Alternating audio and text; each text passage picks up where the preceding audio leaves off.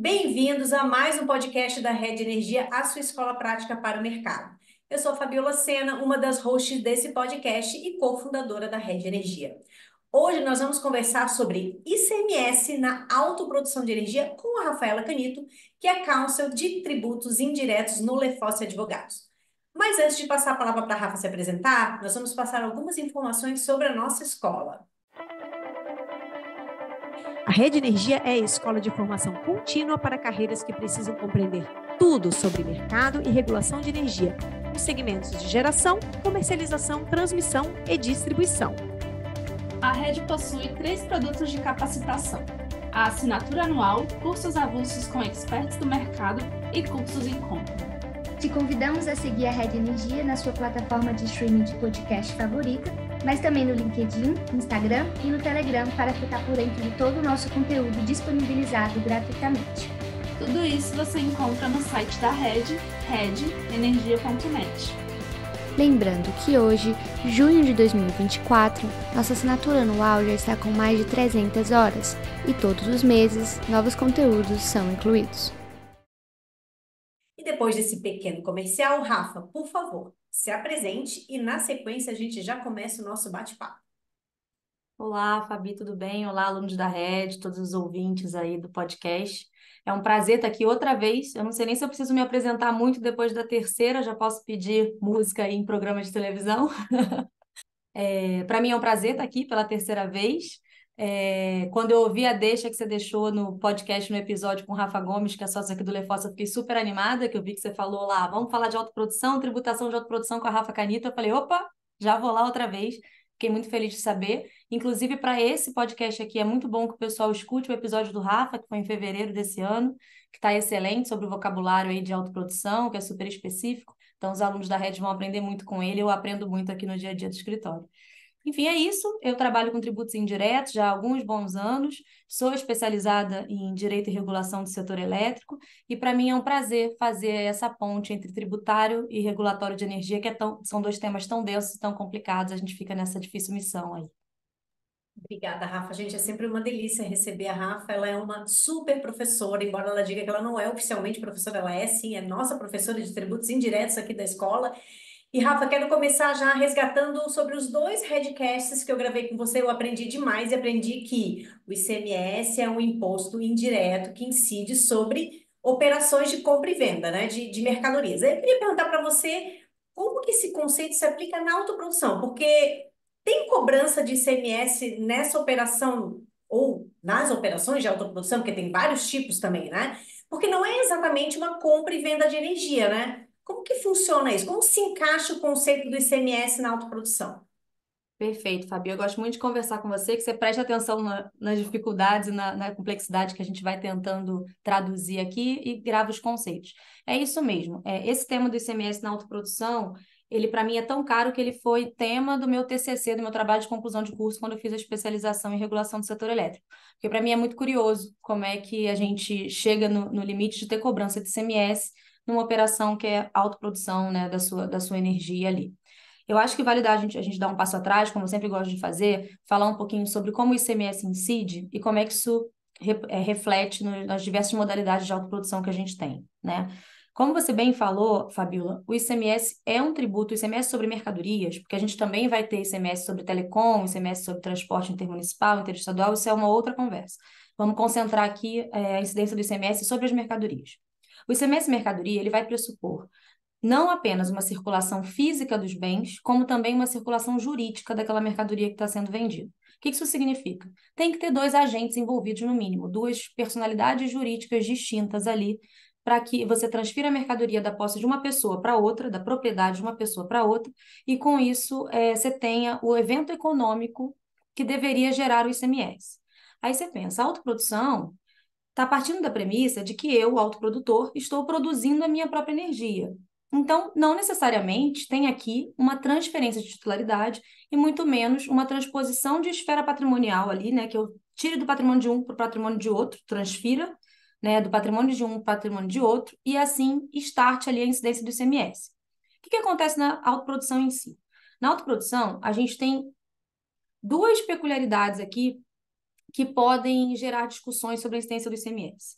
Uma delas é, a autoprodução pode ser no mesmo estabelecimento que vai usar, né, que tem a carga, que vai ter a unidade consumidora, no mesmo espaço, ou ele pode ser o que a gente chama de fora da cerca, num outro lugarzinho ali, num outro terreno, num outro lugar, que vai produzir energia, injetar na rede de distribuição e essa unidade consumidora vai consumir essa energia num outro ponto onde ela está situada.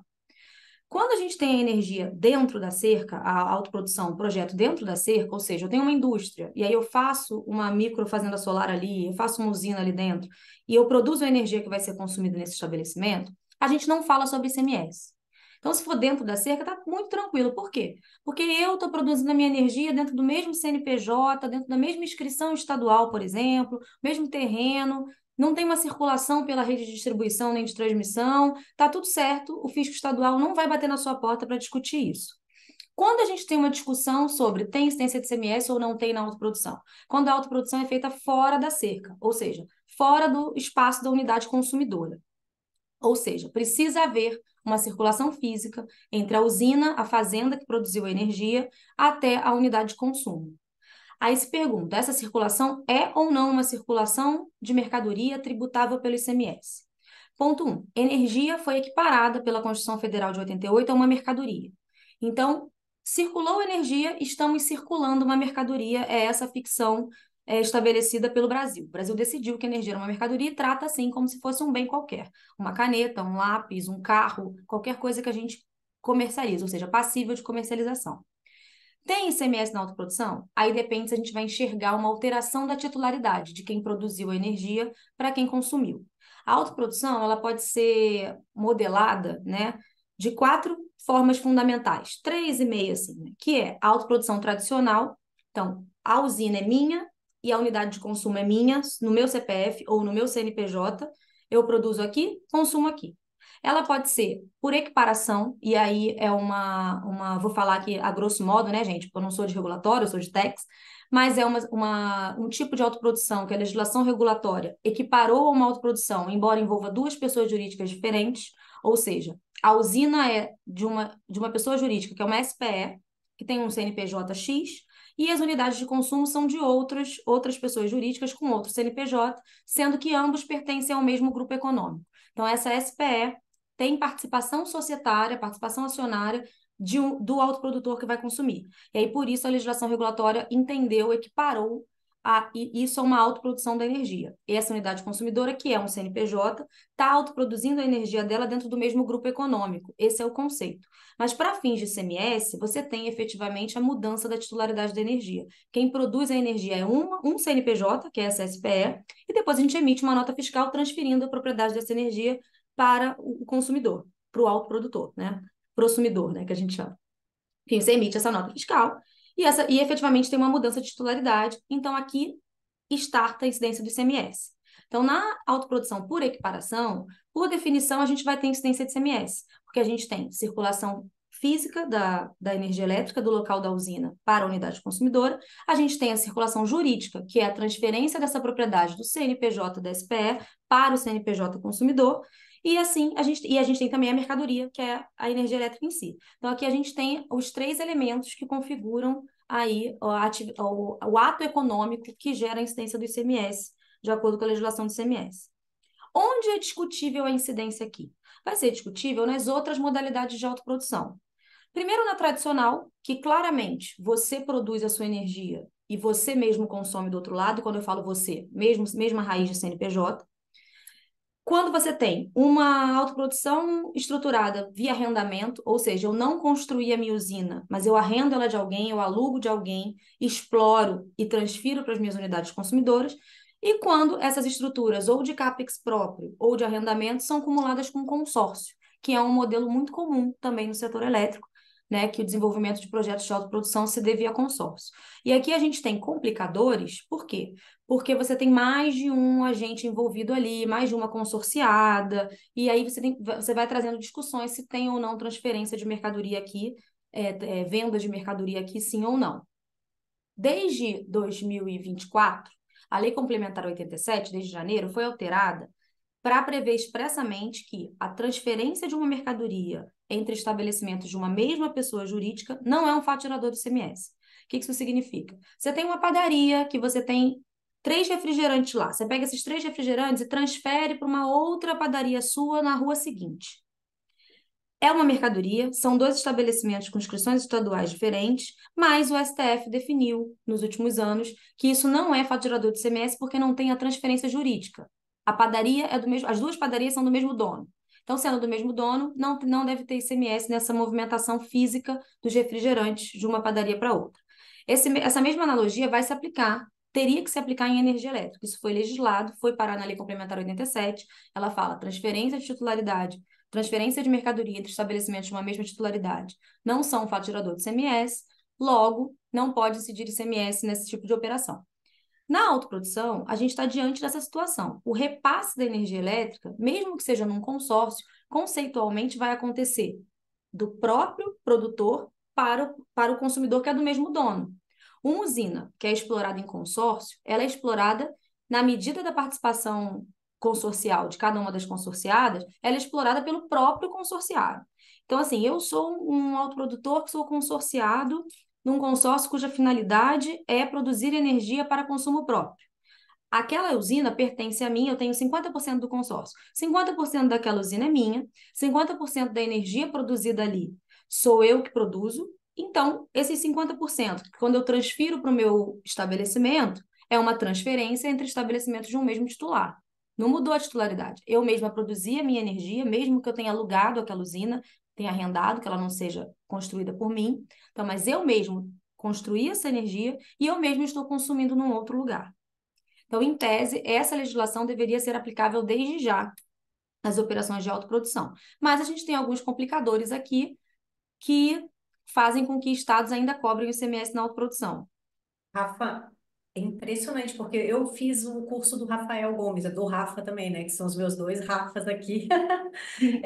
O Rafael Gomes realmente tem um curso excelente sobre as 2 estruturas, equiparação e a de consórcio com arrendamento. E aí a gente aprende lá, né, que a equiparação tem um PPA, então ele tem a compra e venda de energia, e que no consórcio, o consórcio ele não tem personalidade jurídica. Então agora que você criou uma salada na minha cabeça, porque a hora que eu achava que eu estava entendendo, não estou entendendo mais nada. Então, assim, tá claro para mim que é discutível aí a incidência do ICMS nessas em determinadas modalidades, né? Mas, assim, na prática, o autoprodutor, afinal, ele consegue simplesmente não recolher o ICMS, que agora bugou aqui minha cabeça. É isso, essa bugada que deu na sua cabeça dá na de nós todos e dá na do fisco também, né? Então, a complicação vem exatamente daí. Você foi no ponto da personalidade jurídica do consórcio, que é uma coisa que a gente discute em todos os nossos projetos aqui que a gente conduz, que é uma dúvida comum para os nossos clientes, enfim, para o setor como um todo, que é o seguinte: quando a gente constitui a SPE, né, que aí a SPE é a pessoa jurídica que explora a usina, né, que detém a usina numa autoprodução por equiparação, essa SPE tem um CNPJ próprio e tem uma personalidade jurídica própria. O que que significa? Personalidade jurídica foi uma ficção jurídica que a legislação brasileira criou, que no final do dia quer proteger patrimônios. Então, eu tenho o meu CPF e você tem o seu CPF, Fabi. Um bem que é meu, não é seu. Então, se a gente for família, você for minha mãe, eu for sua filha, o meu bem é meu. Para eu receber um bem seu e tem que acontecer algum evento que transfira, né? Ou uma herança, ou você me venda, ou você me doe. A gente tem a proteção patrimonial. Uma dívida sua não alcança o meu patrimônio. É uma proteção. Essa proteção foi refletida para as pessoas jurídicas. O que isso significa? Agora a pessoa jurídica, cada pessoa jurídica tem o seu CNPJ próprio, a sua esfera patrimonial protegida. Então, essa SPE tem o seu patrimônio, que é a usina, por exemplo. Esse patrimônio é diferente do patrimônio do autoprodutor, que tem um outro CNPJ, uma outra personalidade jurídica. Essa empresa que tem personalidade jurídica investe na SPE, então ela tem ações. E aí ela vai ter o nível de proteção patrimonial que a legislação dá para um acionista e tal, tudo mais. Mas no final do dia, é uma ficção jurídica para proteger patrimônios.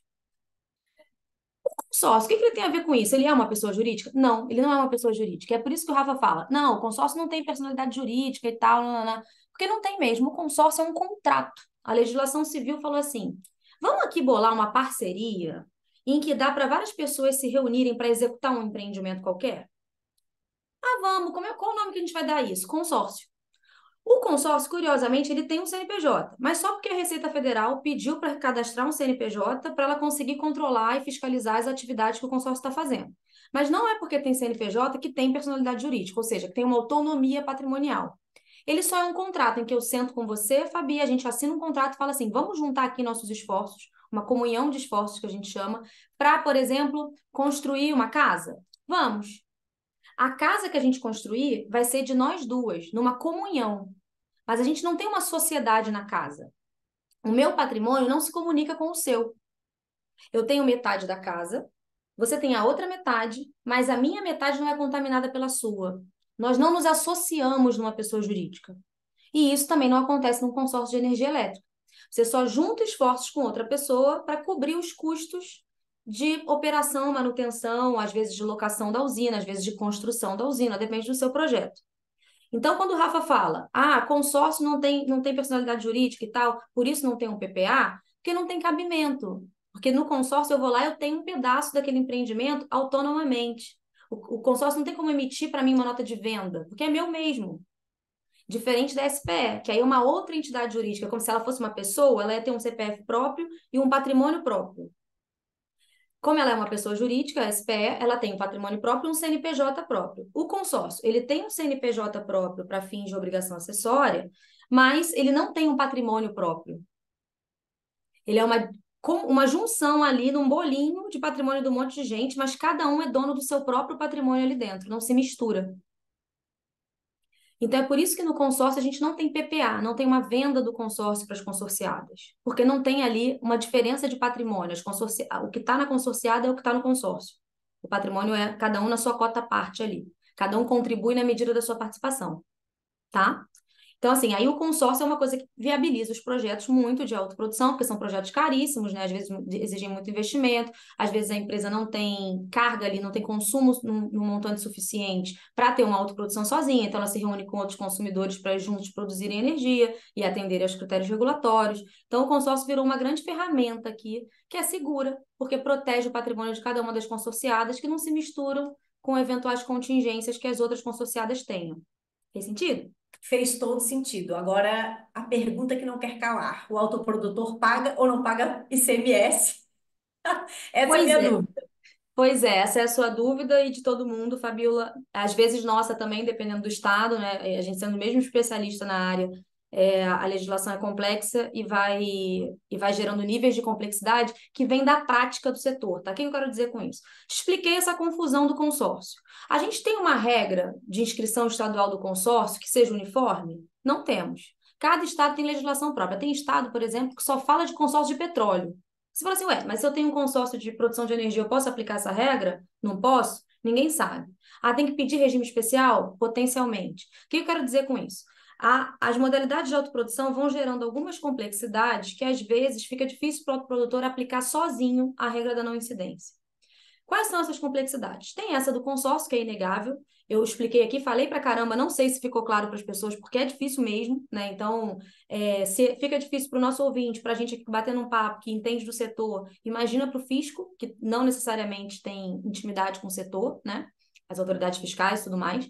Além disso, o ICMS ainda tem uma questão que é a responsabilidade pelo recolhimento. Às vezes, para facilitar a arrecadação, a legislação vai determinar que uma pessoa qualquer da cadeia recolha o ICMS. Em energia elétrica, é muito comum que esse recolhimento seja concentrado em distribuidoras. Ou no gerador, ou na distribuidora, ou na pessoa que está fazendo a operação. Então, são essas três regras que existem no Brasil, e aí existem de formas diferentes em cada um dos estados. Então, por exemplo, o Rio de Janeiro é um estado que diz que é a distribuidora que tem que recolher o ICMS. Daí, como é que ela vê quanto de energia quanto de ICMS ela vai recolher? Ela sabe quanto de energia ela te entregou. Passou no medidor dela, mesmo que seja uma energia de autoprodução, a distribuidora vai ver quanto que passou ali de energia, ela vai falar, opa, consumiu isso de energia, vou calcular um ICMS aqui, vou destacar porque é responsabilidade minha. A distribuidora funciona como um agente arrecadador do Estado. Ela vai lá, arrecada o ICMS todo do Estado e repassa. Ela não ganha nada com isso.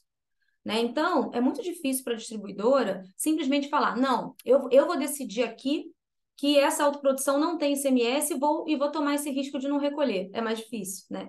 Então, para esse autoprodutor conseguir que a distribuidora deixe de recolher, às vezes ele precisa de uma ação judicial, que o juiz diga para ele, olha, é autoprodução, não tem incidência de ICMS. Ele pega essa decisão, mostra lá para a distribuidora e fala, para. Aí são as liminares que a gente escuta falar e tal, tipo, para de recolher, para de destacar, que a gente tem aqui a segurança de que um juiz me falou que eu posso não recolher.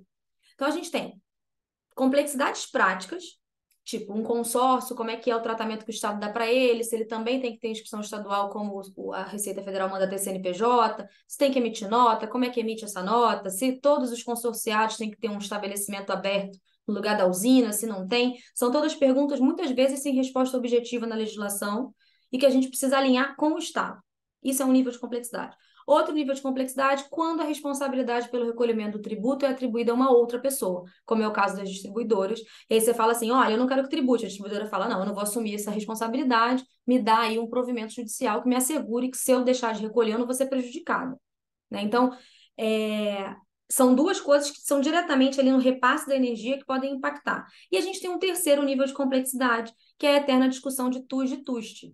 Por quê? Uma coisa é não ter o ICMS em cima da energia que eu repassei, do custo da minha energia que eu repasso da minha usina para a minha unidade consumidora. Outra coisa é não ter o ICMS sobre os serviços de transmissão e distribuição, que é uma velha discussão que a gente tem, né? Inclusive, eu lembro quando eu te chamei para a gente gravar esse podcast, o tema que me alertou foi justamente uma decisão do STJ sobre incidência de ICMS sobre a TUSD. Eu lembro que você até falou, o STF também tem uma discussão lá também. Conta para a gente como é que está esse tema aí nessas esferas de STJ e STF, o estado da arte disso, Rafa. Sabia que a gente ia parar nesse assunto, Fabi. Não consigo fugir dele. É verdade, teve a decisão do STJ recente. Essa decisão ainda não foi publicada, então a gente ainda não tem os termos oficiais dessa decisão. Mas aqui na data de hoje, né? A gente está gravando esse episódio iníciozinho de abril, 9 de abril, ainda não foi publicado, pode ser que publique nos próximos dias, e aí a gente tenha mais, se confirme o que eu falei aqui, ou tenha pequenas variações que a gente pode avaliar numa próxima oportunidade. Mas hoje eu consigo avaliar essa decisão para você com base no que a gente tem de acesso ao processo e com base no julgamento que a gente assistiu e acompanhou de pertinho, né, os termos lá que o ministro relator definiu o caso. O que é muito importante a gente ter na cabeça aqui? O caso que chegou no STJ e estava lá esperando decisão desde 2017, que a gente sabe bem, a gente tem um episódio só sobre TUSD aqui na plataforma, o pessoal pode consultar também, que tem todo esse histórico. Ele é um caso que fala sobre como você chega na base de cálculo para calcular o ICMS. O que isso significa? Ele parte da premissa de que teve uma operação de venda de energia. Tanto que a tese que é fixada, lá que o ministro leu durante o julgamento, é uma tese que fala: a TUSD vai compor a base de cálculo do ICMS nos casos em que ela constar na fatura de energia para o consumidor final, seja no mercado livre, seja no mercado cativo. O que isso significa? O STF analisou se, havendo uma operação de venda de energia ali, qual o preço, qual o valor eu considero para calcular o ICMS. Eu considero tudo ou considero só o preço da energia isolada? E aí o STJ trouxe um dispositivo da Lei Complementar 87 que fala sobre base de cálculo, que tem lá que demais importâncias pagas ou creditadas na operação de venda devem compor a base de cálculo. Ele resolveu por esse dispositivo. Então, o que significa? Toda vez que tiver um consumidor recebeu uma fatura de energia que tem ali uma TUSD cobrada, ou uma TUSD, se for direto no sistema de transmissão, né, de rede básica, cobrada em virtude da compra de energia elétrica, esse valor deve ser considerado no cálculo do ICMS. Então, o STJ não decidiu se tem ICMS sobre serviços de distribuição e transmissão. Ele decidiu se o custo com transmissão e distribuição deve agregar a base de cálculo do ICMS quando um consumidor compra energia elétrica. Parece a mesma coisa, mas não é. Isso faz total diferença, exatamente porque a gente tem um monte de operação no setor elétrico que não abrange compra e venda de energia, embora abranja distribuição e transmissão. É o caso de quando a gente paga TUSG, que é aquele valorzinho que a gente paga para distribuidora para injetar, o gerador paga para injetar energia na rede de distribuição. É o caso de GD, é o caso de autoprodução, são operações que não têm compra e venda de energia. E você pode pagar TUSD, pode pagar TUST, né? E aí, esses casos, tem ou não tem incidência de ICMS? Isso não foi decidido no caso do STJ. a abrangência da decisão do STJ é restrita. Então, vocês estão ouvindo nos lugares assim, o STJ definiu que TUJ tem ICMS. Não foi bem isso que o STJ definiu, né? O STJ definiu, numa operação sujeita ao ICMS, eu considero o meu custo com TUJ e TUX no preço, né, na base de cálculo para fazer esse de ICMS? Considero, porque isso é de mais importâncias pagas numa operação de compra. Ah, então estamos tranquilo quando for TUJ de G, quando for autoprodução e GD, eu posso simplesmente não recolher? A gente pode defender isso, mas, como eu falei para vocês, a distribuidora é responsável pelo ICMS. Então, é possível que a distribuidora precise ser convencida de que não tem o ICMS nessa operação. E o que dificulta o convencimento da distribuidora hoje? Tem um caso que está andando no STF, que é a DI 7195, que aí sim vai discutir se distribuição e transmissão por si só são fatos geradores do ICMS. Como que chegamos nessa situação? Chegamos nessa situação da seguinte forma. No caso que foi decidido no STJ, agora, que está parado desde 2017, lá atrás, e eu já contei isso no episódio de TUJ, dá para rememorar lá, esse mesmo caso tinha chegado no STF na época, falava de base de cálculo. O STF leu o caso e falou, olha, isso aqui não tem nada a ver comigo, isso não é matéria constitucional, base de cálculo é matéria de lei complementar, o STJ que vai decidir isso, declinou a competência, falou, não vou julgar esse recurso extraordinário. Não julgou. A gente ficou muito tranquilo que isso ia ser uma questão julgada só pelo STJ, sentamos para esperar o que o STJ ia dizer. Quem teve que entrar com a ação judicial entrou e tudo certo. Agora, em 2022, o Congresso Nacional se movimentou para colocar em prática uma outra decisão do STF, para legislar sobre uma outra decisão do STF que vocês devem conhecer bem, que é a decisão que determinou que a energia elétrica era essencial para fins de ICMS. O STF foi lá e falou assim, olha, são cobradas alíquotas exorbitantes em telecom e energia, e hoje em dia isso não faz mais sentido. Energia já não é mais um artigo de luxo. Ela é essencial, ela é fundamental para tudo na sociedade. Então, nada disso. Parem de cobrar 30% de ICMS em energia elétrica. Vamos baixar para a alíquota geral, a alíquota modal, que fica ali entre 17% e 19%. Depois dessa decisão, alguns estados aumentaram até 22%, teve um aumento da alíquota geral do ICMS em alguns estados, mas para tratar sempre a energia elétrica como um bem essencial. Diante dessa decisão do STF, o Congresso Nacional se movimentou para incluir isso expressamente na Lei Complementar 87, que é a lei complementar que fala sobre o ICMS. Foi editada a Lei Complementar 194, que altera 87, e aí essa lei falou expressamente, olha, gente, energia elétrica, telecom e outro monte de coisas que o Congresso Nacional decidiu incluir são bens essenciais e têm que estar sujeitos à alíquota geral. Aí o Congresso, batendo papo sobre a lei, falou assim, cara, vamos resolver aquela discussão que o STJ não resolveu ainda, de transmissão e distribuição? Vamos resolver. Aí adicionaram um dispositivo na Lei Complementar 87 falando, não incide ICMS sobre serviços de transmissão e distribuição e encargos do setor elétrico, operações com energia elétrica, alguma coisa assim. Falaram, pronto, resolvemos. A bola ficou quicando, alguém chutou para o STF de volta essa bola. E aí ajuizaram a ação declaratória de inconstitucionalidade 7195, que está lá para julgamento no STF, que questiona a constitucionalidade desse dispositivo, que fala que não incide o ICMS sobre essas operações. E aí, por motivos, por fundamentos milhares lá que foram levantados, que a gente tem, né, mixed feelings sobre a opinião, se eles são se são legítimos, se fazem sentido, se não fazem, mas o STF vai decidir isso. Mas o que nos surpreendeu? A gente esperava que o STF falasse, não tem nada a ver com isso. E não, né? Lá no finalzinho de 2022, o ministro Fux deu uma liminar, nesse caso, concedeu uma liminar, suspendendo os efeitos desse artigo, ou seja, dizendo, por enquanto, o ICMS incide sobre serviços de distribuição e transmissão, porque eu estou suspendendo os efeitos, e dizendo isso não, né? Permitindo essa interpretação, porque ele também não disse isso, ele só disse, esse artigo não está valendo até eu decidir. Sob o fundamento de que a Constituição fala que incide o ICMS em operações com energia elétrica, e dizendo que o conceito de operações deveria ser avaliado pelo STF. Tipo, mudou de ideia em relação à decisão anterior e falou, olha, a gente não está falando de base de cálculo aqui, a gente está falando de conceito de operação. Será que transmissão e distribuição tem que ser fato gerador de ICMS por ser uma operação com energia elétrica? Não sei. Para evitar que tenha queda de arrecadação dos estados, mais essa queda, eu vou suspender essa discussão. Depois a gente vai avaliar isso com calma. O STF precisa avaliar com tranquilidade. E aí suspendeu em 2022 e está avaliando com bastante tranquilidade, porque chegamos em 2024 e a decisão ainda não saiu. Não sabemos quando vai sair. O fato é que esse fato todo esse contexto que o Congresso Nacional tentou resolver, acabou trazendo para a gente uma outra discussão que não se tinha antes, se a distribuição e a transmissão podem ser isoladamente considerados fato gerador do ICMS e mercadoria, né? Temos nossas convicções sobre isso, podemos discutir longamente sobre isso, mas o fato é que, o que eu quero deixar claro aqui é que o que se discutiu no STJ não define essa questão. Então, é possível que a decisão que venha do STF seja uma decisão que essa sim impacte na autoprodução. Porque a do STJ, a princípio, não está falando de autoprodução, que é uma situação em que não tem a compra e venda de energia, né? Não estou falando aqui de cessão de montante excedente, de cessão de energia não consumida, que um autoprodutor pode consumir para terceiro, pode vender para terceiro, e aí tem uma compra e venda. Estou falando da situação simples, em que o autoprodutor produziu e consumiu. Ele produziu e consumiu, se não é por equiparação, a gente não está falando, a decisão do STJ não abrange. Ela vai abranger compras e vendas normais de energia no mercado livre ou cativo e a autoprodução por equiparação, que é uma compra e venda de energia, como a gente já bem falou aqui no episódio. Então, assim, as outras modalidades de autoprodução não deveriam, em tese, estar abrangidas pelo STJ. De outro lado, não sabemos como as distribuidoras vão interpretar isso.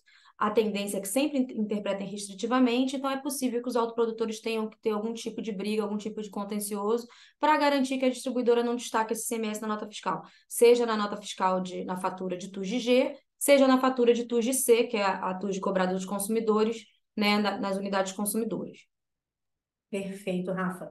Então, assim, para fazer um resumo, a decisão do STJ trata da inclusão da TUS de Natal da base de cálculo do ICMS. O STF é outra coisa, tem a ver com você considerar pagamento, cobrança de ICMS em TUS de TUS.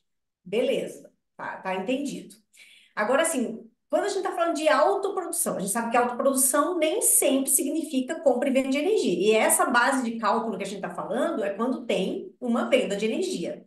E aí eu te pergunto, o autoprodutor, nas suas várias nuances aí, né, que a gente falou, equiparação, o consórcio com arrendamento, ele realmente não precisa se preocupar com a decisão do STJ? Está resolvido, já está sacramentado, ou tem alguma exceção aí no meio do caminho?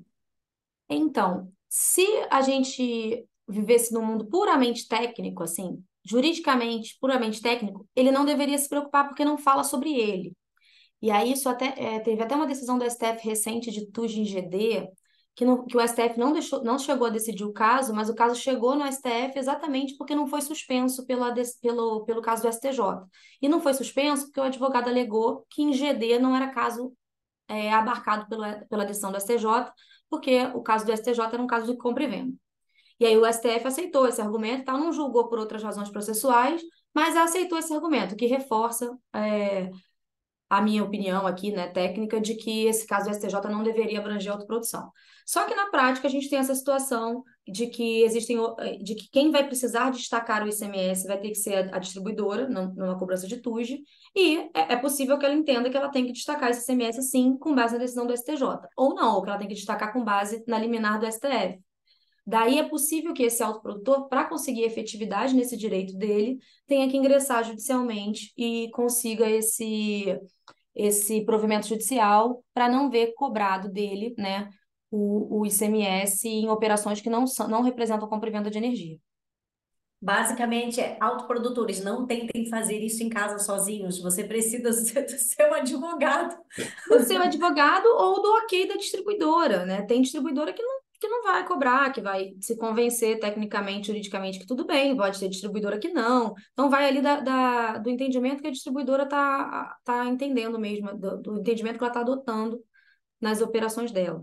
Isso até em função desses fiscos estaduais serem tão distintos, né, Rafa? Então, acho que é esse mundo aí que a gente pensa quando fala da esfera federal, não que seja mais fácil, mas pelo menos existe uma unidade, né? Quando são esses fiscos, 20 e tantos fiscos espalhados aí, as discussões são um pouquinho mais complexas. E falando em complexidade, eu lembro que a gente falou sobre reforma tributária.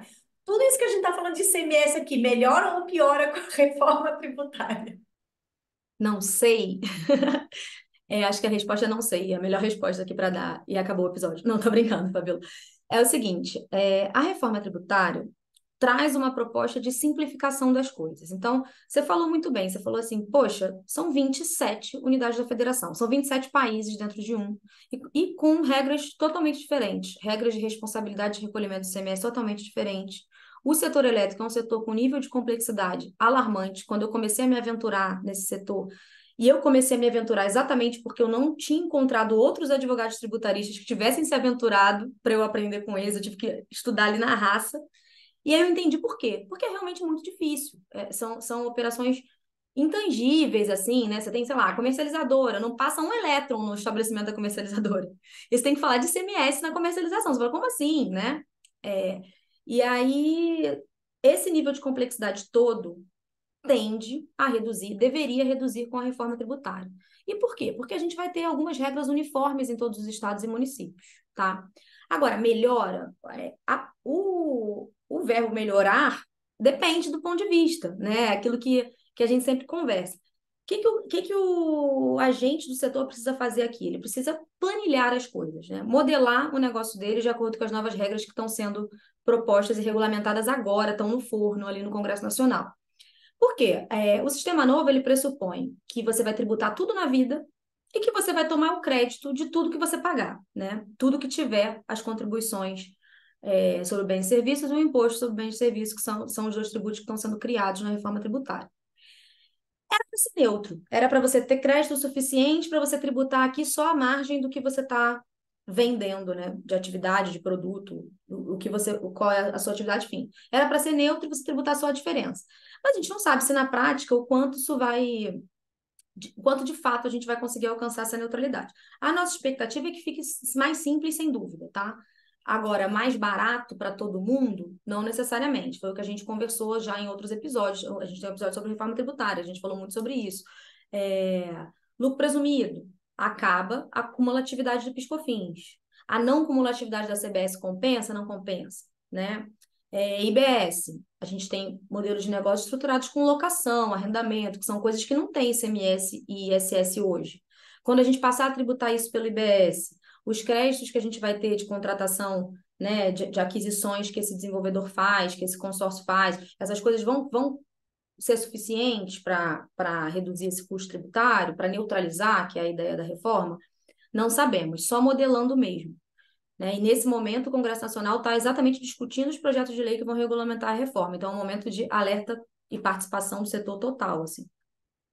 Tem que ficar de olho mesmo, monitorando, né, Rafa? E já que a gente está falando de reforma tributária, eu sei que o assunto aqui é autoprodução, mas eu não consigo deixar de perguntar sobre a reforma tributária, até porque, como isso está andando e você está acompanhando, a gente quer sempre saber o que está rolando aí. Eu acho que você já tinha comentado sobre que a reforma tributária ela vai trazer tipo, revisão de benefícios fiscais, vai dar enfim, vai terminar com alguns incentivos, e um deles eu lembro que é o REID, né, que é o regime especial lá de suspensão de incidência não é isenção, que não é não incidência. Gente, é uma coisa de louco. Mas, enfim, você não paga PIS e COFINS ao adquirir equipamentos, máquinas lá durante o seu processo que você está construindo a sua usina. Pô, e PIS e COFINS tem um peso relevante. Então, para esses projetos novos, né, que não vão contar com REID, tem alguma outra alternativa em relação ao REID que pode surgir aí para otimizar essa carga tributária, quando a gente estiver falando agora aqui só de novos projetos, né? Construção de projetos novos? Pois é, isso está sendo muito discutido, Fabi, não só para o setor elétrico, para todos os setores de infraestrutura, que você imagina. A gente tem aí saneamento básico, gás, energia elétrica, transporte. Tudo isso você tem um investimento absurdo em infraestrutura, você fica anos investindo para depois começar a operar, né? Então, você tem muita preocupação e os foros aí de discussão que a gente participa da reforma tributária estão com isso assim como prioridade zero. O REID acaba, mas acaba junto com o PIS/COFINS, né? Então, as contribuições são extintas e, portanto, o REID acaba. A reforma tem esse espírito de reduzir ao máximo os regimes especiais e benefícios fiscais, exatamente para acabar com a complexidade que a gente tem hoje. Se a gente quer ser simples, a gente não pode mais ter um monte de regra específica e regimes especiais concedidos ao bel prazer dos entes federativos, né? Então, isso foi uma coisa que saiu da mesa na reforma tributária e ficou só para um pequeno grupo, que vai ter efetivamente regimes específicos e favorecidos que já estão lá na Constituição Federal e já foi definido pela Emenda Constitucional 132, que trouxe a reforma tributária. Dentro desses regimes diferenciados, já está lá o CAPEX, né? Eles falaram que a lei complementar ia dispor como seria a desoneração dos bens de capital, numa das seguintes formas. Tem lá acreditamento integral, diferimento, alíquotas reduzidas em 100%, blá, blá, blá. E aí, agora, na lei complementar, a sociedade está discutindo como vai ser essa desoneração. Quais são os pontos aqui que a gente tem de alerta, né, para o texto que vai vir, e a gente ainda tem espaço de participação popular durante as discussões que vão tramitar no Congresso Nacional? Primeiro qual a forma de desoneração que vai ser aplicada? Na nossa percepção, a melhor forma de aplicar não seria isenção nem crédito integral, porque, assim, o crédito integral... eu paguei ICMS, paguei IBS e CBS na aquisição do CAPEX, posso tomar o crédito 100% na cabeça. Nem sempre interessa, porque se eu vou começar a explorar minha usina só em 2050, porque eu estou construindo todo esse tempo, eu vou ficar com esse crédito perdendo valor monetário ali pela inflação e tal. Quando eu for usar, ele pode valer pó, dependendo de como a economia ande, né? Então, o crédito integral é uma coisa que a gente não acha que que tenha tanto efeito. O melhor para a gente é a redução da alíquota em 100%, porque ela permite ainda que o fornecedor mantenha os créditos dele. Porque se fizer uma isenção, esse fornecedor vai ter que estornar os créditos lá. Então, isso vira custo para o fornecedor do equipamento quando for fornecedor nacional, né? Então, a gente fala, o ideal é a gente reduzir essa alíquota, que as propostas que eu vi, as proposições vieram nessa linha, de reduzir a alíquota zero sobre esses bens de capital e garantir os créditos lá do fornecedor. Então, esse é um jeito que você já compra sem o custo do IBS da CBS. Então, o que lá na frente você tiver de custo de IBS e CBS nas suas operações que são tributáveis, é coisa nova e você não fica com crédito envelhecendo, né, na tua contabilidade. E o outro ponto, que é de preocupação, que está sendo agora tratado também nas discussões da lei complementar, além da forma como o benefício vai vir, é a abrangência. Porque qual o conceito de bem de capital? Uma coisa que a gente tem discutido muito, porque se isso vier só sobre os equipamentos, a gente perde no EPC, nos serviços que a gente contrata para construir a usina, para construir a infraestrutura. Hoje, PIS/COFINS, como você já sabe tudo aí do REID, você deve saber também que abrange os serviços que são adquiridos e importados para colocar o empreendimento de pé. A Constituição não foi tão clara nisso, ela falou em bens de capital em geral, e aí a gente está discutindo agora, nesse momento, a abrangência de bens de capital para inserir também os serviços que são imobilizáveis, né? Aqueles serviços que são fundamentais e agregam ali o valor da obra e o valor da construção daquele imóvel ou daquele empreendimento como um todo de geração de energia elétrica. Acredito que, assim, o que mais faz sentido, o que mais seria razoável é ser adotado esse conceito mais amplo, mas é o que a gente precisa agora discutir, ficar em cima para o Congresso Nacional garantir ali a abrangência e assim a gente não ter um prejuízo nesse cômputo de créditos e débitos que o BS e o CBS estão trazendo, essa nova não cumulatividade. Nossa, Rafa, sempre que eu converso com você, eu percebo assim, esse mundo é um mundo com poucas certezas e muitas dúvidas, muitas brechas, muitas coisas para definir, ainda mais se a gente junta aí a reforma tributária no meio do caminho, né? Então, queria que você agora deixasse para a gente aqui uma mensagem de o que é que esse autoprodutor que está lá com o seu projeto já andando, o que é que ele tem que fazer para proteger aí o investimento dele? Como que, enfim, não só o autoprodutor, mas os agentes em geral, como que faz aí para proteger o valor desses investimentos feitos? Eu acho que é isso, Fabi. A gente tem muita insegurança jurídica no Brasil. O setor de infraestrutura precisa mais de segurança até do que de economia, né? Eu costumo dizer isso. Às vezes é melhor ter mais segurança do que economizar tributo, de tanto que a insegurança, né, deixa a gente instável em projetos que se pretendem que devem ser de longo prazo e devem trazer desenvolvimento para o país. O que a gente tem conversado muito com os nossos clientes aqui e com todo mundo que eu converso sobre esse assunto é que tem carros aqui que tem que andar na paralela, né? Ações que a gente tem que fazer ao mesmo tempo. Eu acho que a gente tem que parar um minuto, olhar para o sistema atual dentro de casa, revisar crédito, fazer as coisas que tiver que fazer agora para aproveitar o melhor do regime atual, né? Arrumar a casa e preparar ela para o que está vindo por aí. A gente tem que acompanhar de perto o que está acontecendo no Congresso Nacional e efetivamente fazer as proposições que nos interessam. E isso significa o quê? Significa chegar lá e dar um monte de ideia? Não. Significa você parar, chamar uma assessoria econômica, chamar uma assessoria jurídica de qualidade que entende o teu setor, juntar todo mundo numa mesa e falar qual o impacto se eu fizer essa proposição, qual o impacto se eu fizer aquela proposição, né? Para a gente a gente manter o inimigo na frente, é uma coisa que a gente sempre fala.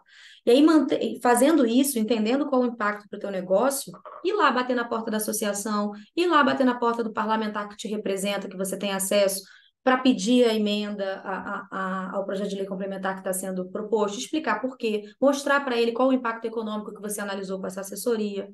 né? Então, para garantir que não seja pego de surpresa, né? O bonde não passe, seja atropelado pelo bonde, porque você não estava prestando atenção no que estava sendo discutido lá, né? Porque outros setores estão bastante ativos nessas discussões. O setor elétrico, algumas associações eu tenho visto também muito ativas, mas nem todas, né? Então, é importante que não só o autoprodutor, mas como todos os agentes do setor, dada a dificuldade do setor, os modelos de negócio, a dinâmica com que as coisas acontecem, e o fato de ser um segmento que é de alta arrecadação para os fiscos, né? A gente não conseguiu um regime especial na reforma para a energia elétrica e não foi à toa.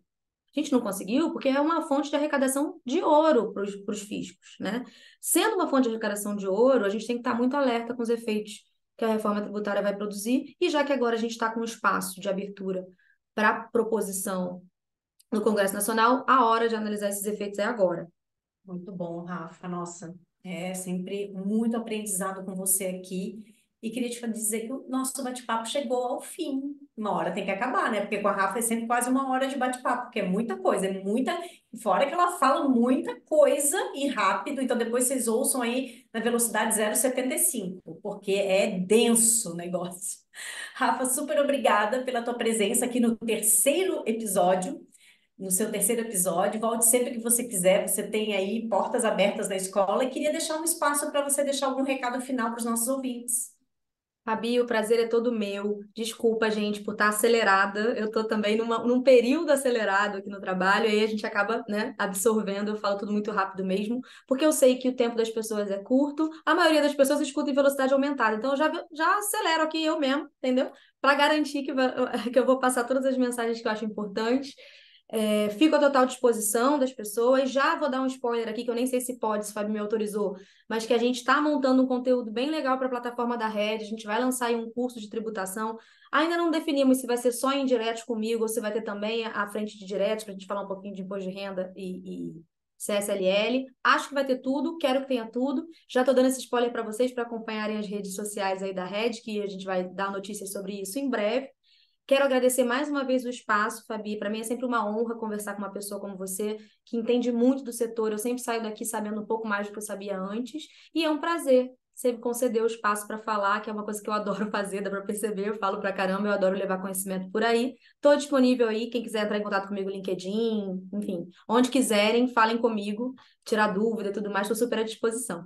Muito bom, Rafa. A gente adicione a Rafaela Canito, Rafaela normal, sem PH, Canito, lá no LinkedIn. Então, fiquem acompanhando. A Rafa sempre posta algumas coisas. O próprio Lefoz também é um Instagram. O Instagram também é bom, mas o LinkedIn é excelente. Então, tem muito conteúdo, alertas, newsletter, tem muita coisa legal. Então, é uma turma que trabalha pra caramba com casos práticos. Então, não percam. Fazer o jabá do Lefoz, eu estou fazendo aqui também, Rafa.